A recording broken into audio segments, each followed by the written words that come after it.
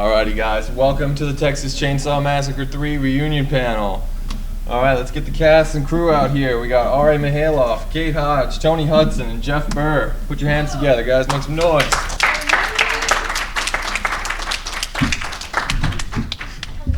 Alright guys, I'm going to ask a question or two, get it started, and then as soon as I see hands go up out there, I'll start calling them out. Guys, thank you so much for being here. We're totally stoked about Texas Chainsaw 3. I'm a huge fan. Started off... How huge a fan? I am a pretty diehard fan. I grew up, the 80s and 90s were all about Texas Chainsaw for me, so sort of like some of the first horror movies I ever saw as a kid. Well, I'll say this, there are more people in the audience here than there were for the opening night when it opened, so. That's not true. That's not We're moving up. We're moving up. Exactly. It's growing, aging like wine. Film that aged like wine. How did you guys all come to be involved in the project, and what was it like being part of the New Line expansion of the late 80s and early 90s? Well, am I using this microphone or do I need to? Yeah, no, for me, I'm just an actor having an audition. And I totally didn't think I was get it. So I just went in and did my thing, and I got hired. That's what happened. Simple as that. Yes. Pretty cool. But I got the job in a traditional way. Basically, just I had an agent, and the agent said, "Hey, New Line is looking for a director for Leatherface, and you want to take a meeting?" And so months and months went by, and then I got a phone call that, "Hey, we want to see you again." And so I got the job very quickly. I had only a few weeks of pre-production, so we had to hit the road running. But Bob Shea was I won't say a despot, but he was not the easiest guy to work with for me personally. But I really respected New Line, and they were the quintessential independent film studio at that time. And Mike DeLuca, it was really Mike DeLuca's project, and so he was much more involved really than Bob. Guys, you remember how you first came involved with the project? All right. I was the same as Toni. I auditioned and I got lucky. Wow. We got lucky. It was your first, more or less your first movie, right? Yes. Wow, Yes, it was my I did first not film. know that. Yeah. Wow. In fact, when they did the whole take one, I laughed and said, "Oh my gosh, you really do that?" And I think it was Bob Shea he wasn't there. One of the producers went Bob like this. Eagleman, probably. Yes. Yes. He went completely pale, like, "Oh God, what did we just hire?" Because I was really clueless. That's awesome. All right, do you remember how you got involved with the project? No, I was too hungover to remember. No. I actually knew the director. Oh, that always helps, right? That's always a good thing. So yeah, R.A. was in my student film, and you guys may know that I originally offered the role to Gunnar Hansen, who was obviously in the original movie, And rightfully so. and it just didn't work out. So I figured, R.A. would be the perfect guy. So because he fit the he fit the suit, and he fit the chainsaw, and he was, and he was an easy guy to work with. Cool. One thing that always fascinated me about the making of the movie is, in a very rare move for the time, the film actually had a trailer out before the director was even hired, and before production had started. So I was always wondering if you guys felt that kind of added sense of pressure from the moment you came onto the project, or if that was just kind of coincidental. Well, it was cool. I remember though. I do remember when I got the job. Maybe 2 or 3 days later, really almost that quickly, that I went to the Egyptian Theater in Los Angeles with big, very famous Grauman's Egyptian. The Chinese Theater rather, the Mann's Chinese Theater, and they were playing Leatherface trailer with Nightmare on Elm Street 5. And so it was amazing to see. Film you're going to direct. It's like there it is, and and the audience response was pretty good to the trailer. So oh man, so I don't know if it put added pressure, but it definitely that made it all the more real, and you knew it was going to come out in a big way. The trailer was just changed. I don't remember that at all. It's famous. The trailer is arguably more famous than the movie. Really? No, seriously, it is. Let me tell her. Is it just like a chainsaw? It's like there's no. No, Kate Feinwein Hodge, it's not. They hired the company that did the trailer for the movie Excalibur. Oh. And they did a shot-for-shot Yeah, like Lady of the Lake. Oh, I remember that trailer. Yeah. And that's why the big chainsaw is called Excalibur. Yes, that's right. And nobody knows who the guy is in the Leatherface suit. We had this discussion last night. It's not me. It's not Kane Hodder. It's a mystery. Nobody knows. And that ended up being also the whatever the TV spots for the movie. It was they used that too. It was such a powerful image. Yeah. And also the chainsaw in the trailer is not the Excalibur chainsaw from the movie. It was much cuter in the trailer. It was It what? was shinier and cuter. And waterproof. Yes. So this film was actually also famously, I'm sure if you guys remember, resubmitted to the MPAA for rating like an obscene number of times. So much that you guys actually missed the initial release date, right? Because you couldn't get it from an X. No, absolutely. We had all these issues. We had issues with New Line initially with their foreign distribution because they thought it would be banned in every country. And then, so Bob Shaye came in the editing room and it said, that goes, throughout the whole movie. So then we submitted to the MPAA thinking very naively, okay, this is going to pass with an R very easily. And we went, I think, it was a record at the time, and it was like 11 or 12, something like that, times. And consequently, the release date was missed, which is almost unheard of, you know. Yeah, that it really is. Was New Line like very supportive, given that they kind of supervised the cut, the first submission? No. I mean, there was a lot of division within the company because some people thought it was an incredibly offensive movie and they didn't want to make it. Other people, Mike DeLuca, thought, hey, it's a perfect movie for New Line. So they were part of the company was trying to move away from the house that Freddie built image. So there was a lot of division within the company, but it was never a troubled production in the sense of wildly over budget or anything like that. It was essentially like a red-headed stepchild with that company. Controversial. Well, no, not controversial really. It was just the kind of movie they really didn't want to make. Some of the people. Two highly placed women in New Line cinema. Yeah. I mean, nothing to do with women, but it was just one of the incredible detractors was the senior executive who happened to be a woman. And ironically, both of those women ended up subsequently directing horror movies. One of them. One. Oh, wow. I'm kind of dying to know what movie that is now. I'll ask later, though. Anybody guys, questions yet? And by the way. Got one over here. I'm sorry. I want to say something first. Absolutely.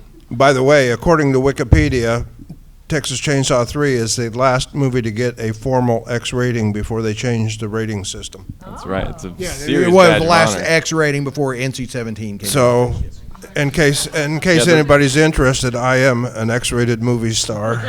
I was just going to say, so I was in an X-rated movie. I had no idea. Yes, we've done scenes together in an X-rated Ooh, movie. And you used tools, my friend. I did. Yes.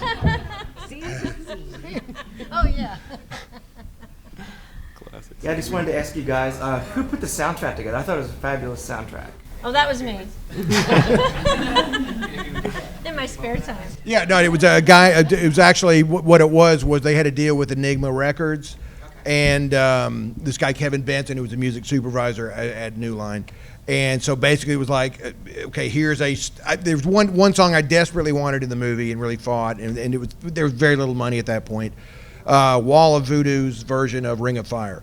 And we had made that was in our temp mix for this last chase scene, and wonderful. But it was a thing that would obviously have to be licensed, and so there was no money for that. So basically, Kevin Benson gave me a stack of CDs, of these pick out, X amount of songs. So I loved your selection.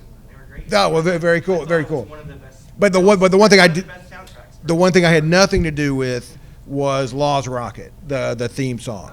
And I just remember though, I got a phone call from Kevin Benson saying, "Hey, come over to the recording studio in the Valley and hear your end title song."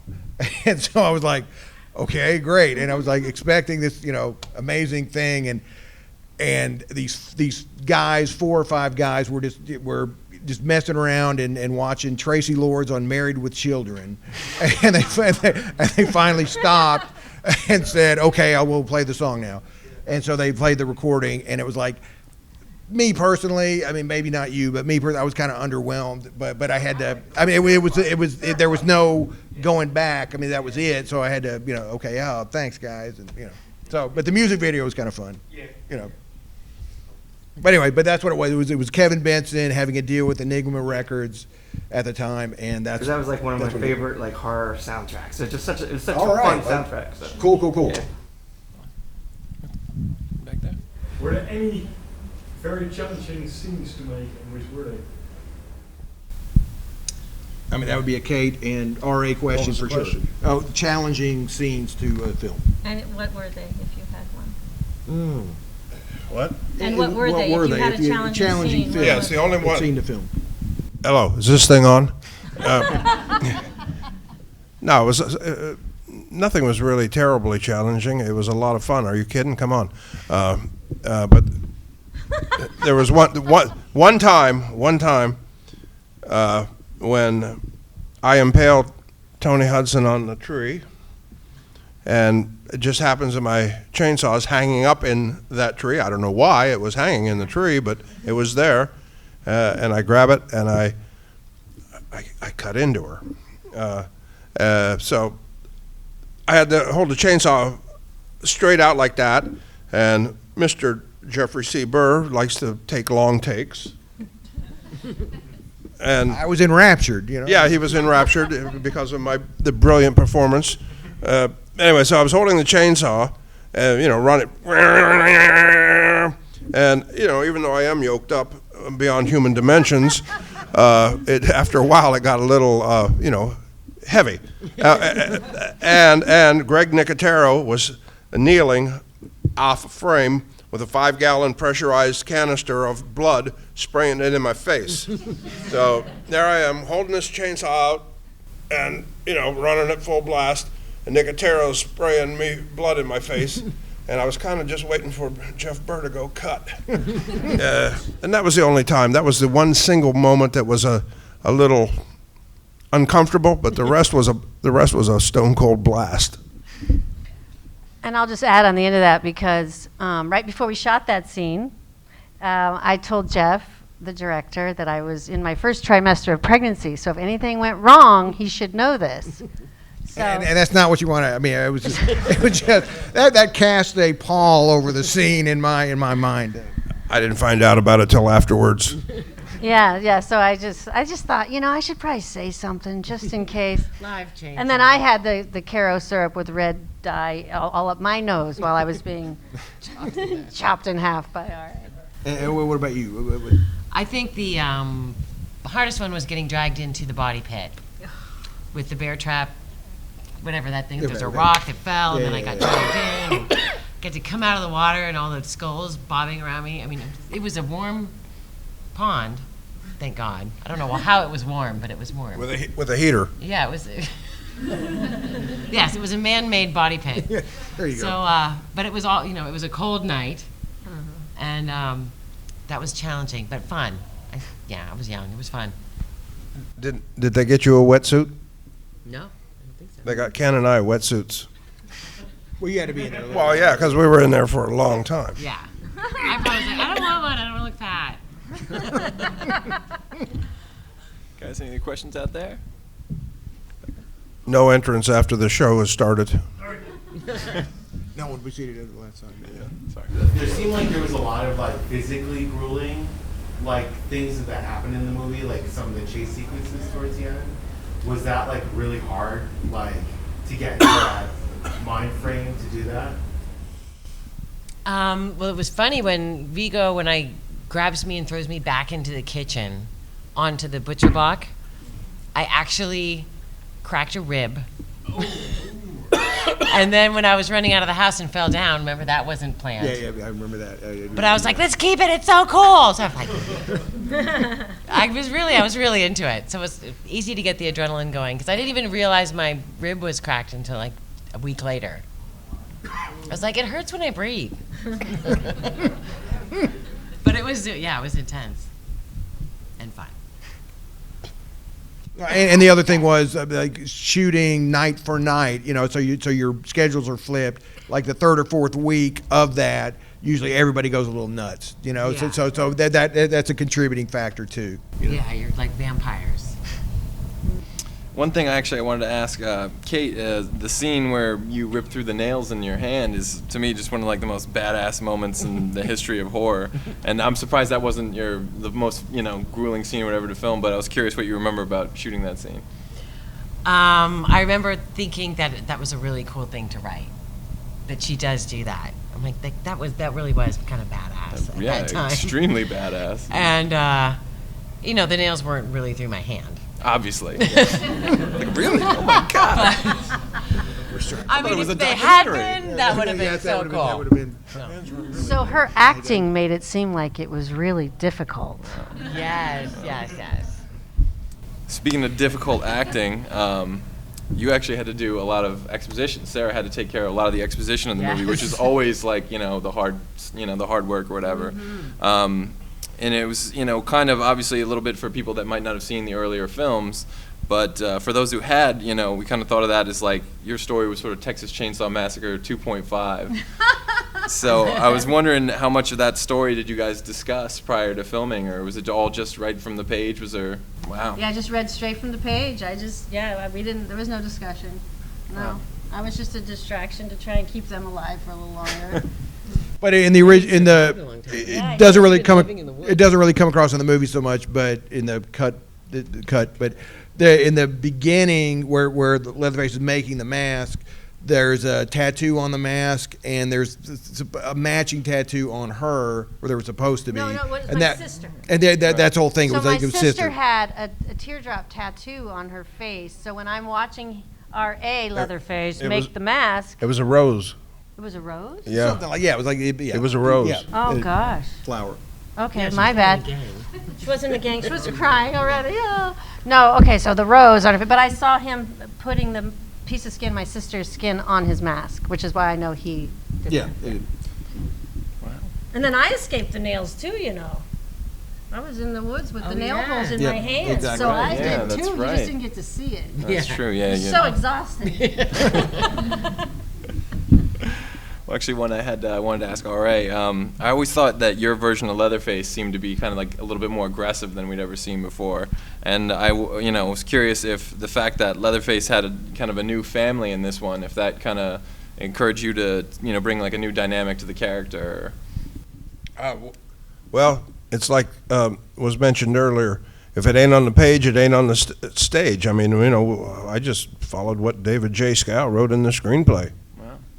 The whole concept was that if in the first movie he was kind of babyish, and then there's the second movie which we kind of ignored, and in the third movie then he's kind of a quote unquote rebellious teenager. That was kind of the initial idea. Cool, very cool. Well, we have a couple minutes left. Do you guys want to talk about anything you guys have coming up? Any projects? Anything where chance fans get to check you out? Yeah, I'm producing 4 movies. Charlie's Christmas Wish is a family G-rated movie, and that's coming out soon. I know, just totally up your lane. Right there for Leatherface fans. Rush to see it now. But there is a movie called Twitcher, which is a horror film. It's a psychological thriller that shooting, hopefully Stephen Bauer. We're in talks with him. And I'm trying to, if you guys can all really applaud really loud, I'm trying to get this guy, Jeff Burr, to direct it. What do you think? Twitcher? Yeah? Yeah? No, but I shared with him tonight. That's an oral contract, by the way. Yeah. We're in pre-production on that right now. And then I have a movie called The Last Dance with Jason Patrick and Luke Wilson and Mira Sorvino, and we have Gary Marshall's son, Scott Marshall, directing. And that's getting ready to go in Canton, Georgia in April. So I'm producing now, and I'm reviving my career, so keep your eyes open. You're here. Guys, anything coming up? I'm just going to be calling Toni Hudson a lot, I guess. Probably a good Ditto. All right, guys. Well, But All Right's got a new movie coming out called Death House, I believe. That premieres very shortly. There's a sneak preview in Stroudsburg tomorrow night. with is it Jan Birch in Death House? Huh? Is that with Jan Birch?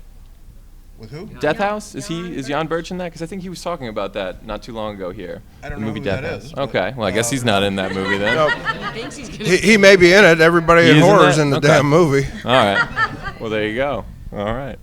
Free Good stuff. bird, play free bird. Yes. All right. Go to guys. hell.